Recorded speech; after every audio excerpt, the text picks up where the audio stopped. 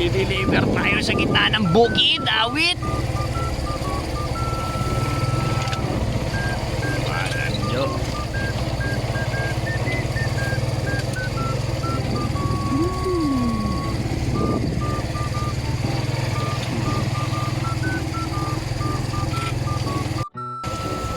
Ay.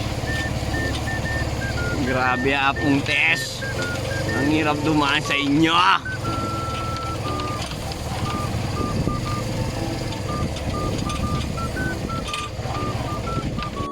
Apong Tess, sumuko ka na. Nasaan na yung mga galon mo?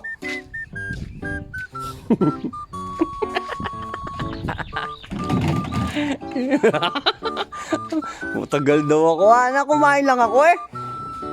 Tagal-tagal, kala niya na. Dadalhin yung tubig o yung order. Yung subdivision pala. Ito yung subdivision na ginagawa dito sa amin. Apong Tess! Ito na yung tubig mo!